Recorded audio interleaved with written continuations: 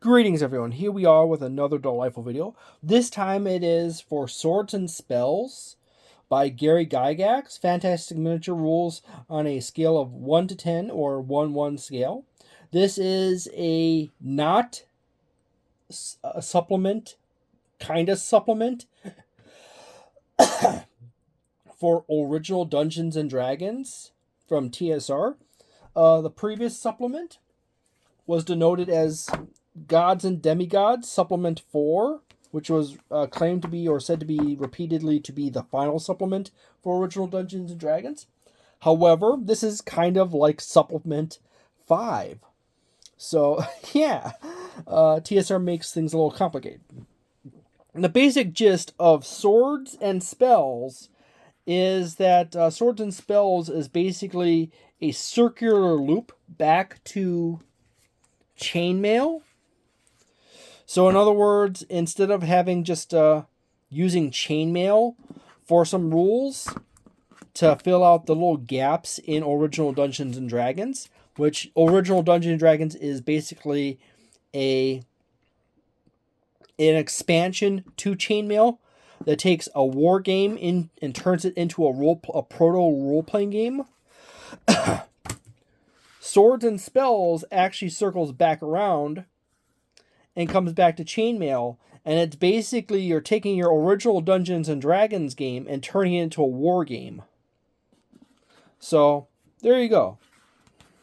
Weirdly enough, it doesn't have the price down here like it typically does on most TSR books.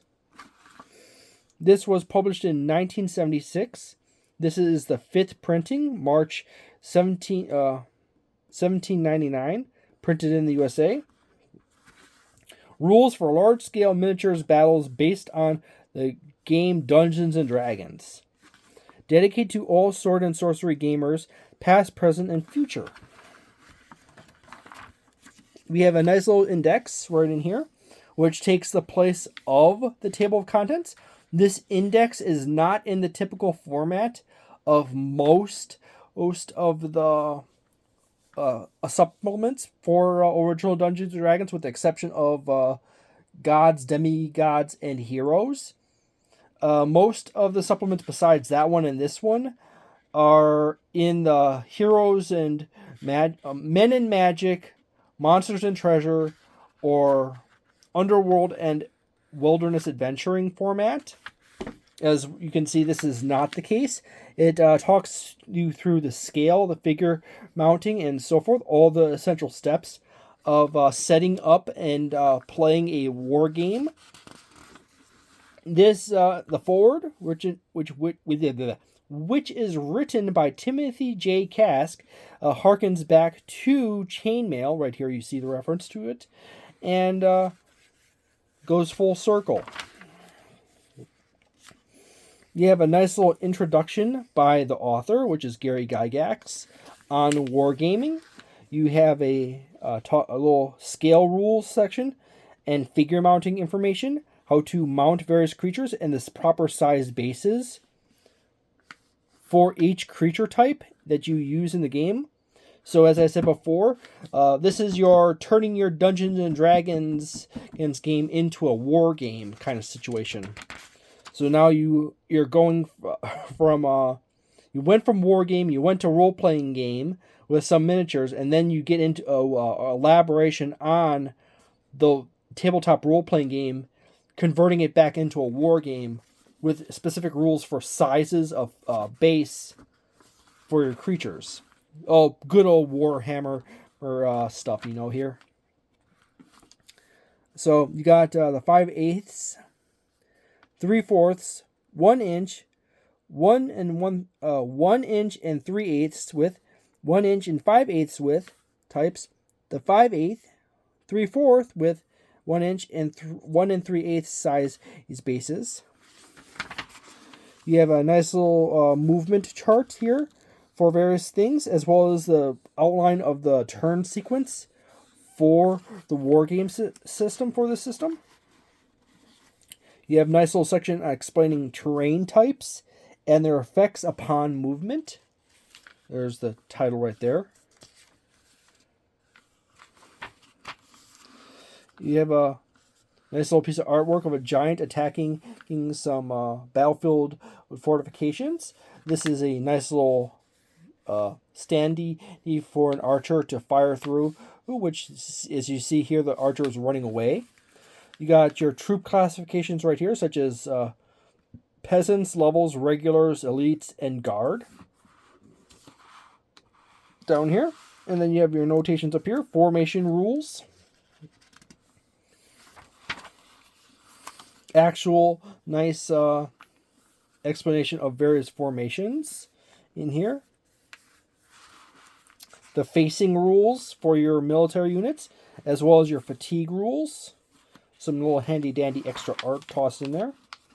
Missile fire rules and range. In this, it looks like at some point someone stuck an extra staple in here, and they did a terrible job of sticking the staple into a good spot. So now what you have here is a complication in the page structure that the previous owner didn't understand how to properly mount a staple to repair a page that has come loose. So, yeah. So you have this page right here, which is your ranged rules, and a further expansion on your firing rules was for your ranged weaponry. Continuing to here, you got your spell casting rules. So when you're having your wizard fire off spells at your various monsters or enemies in the battlefield, you're good. It continues on to here with the spell chart, denoting the various important ranges of various spells, those area of effect where it blooms, and turn durations it takes on that spell, with clarifications up here and so forth. Continues on for several pages. That poorly placed staple is kind of an annoyance.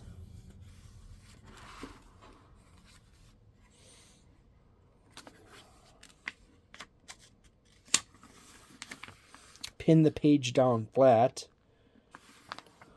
This is page 14. And it continues on to here. You have cleric list for spells. And then you have rules on breath weapons and other special attack forms. Listed out here on the save as well as a save table. You have a unique piece of digital print artwork for creatures. Probably a rare example of doing digital artwork on a computer or in printing it out. Special melee rules in reference to various other fun facts of the system. Continuing on, so we have that page and that page. We have important information on morale and basic morale scores, as well as adjustments to basic morale, all accumulative. Continuing on over here, morale failure rules down here.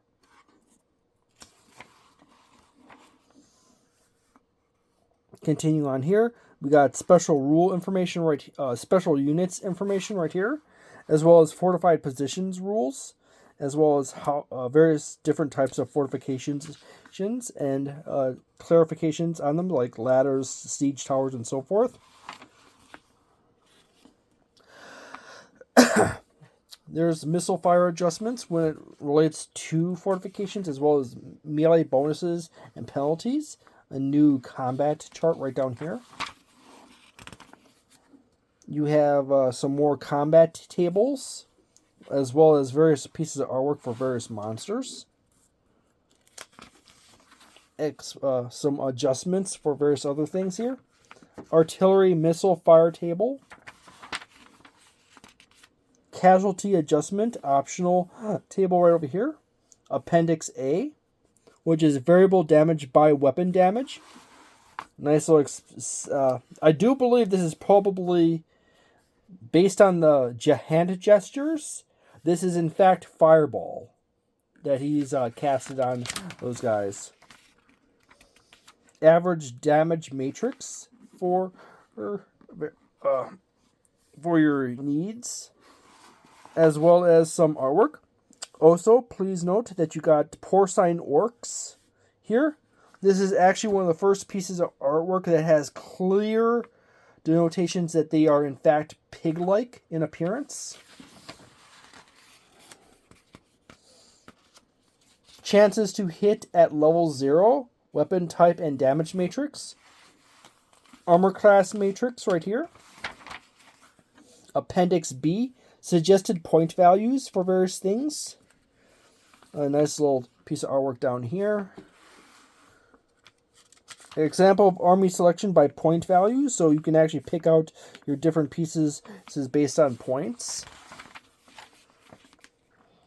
Forces of Evil High Priest East, so you have your enemies and their important information. Troop value right here, armor value, and so forth. You have a nice little example scenario right here. You have Appendix C, which examples of gameplay. So it basically walks you through some gameplay.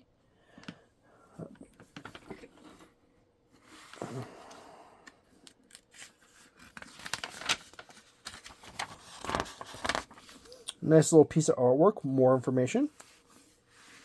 You got a unit information sheet right here.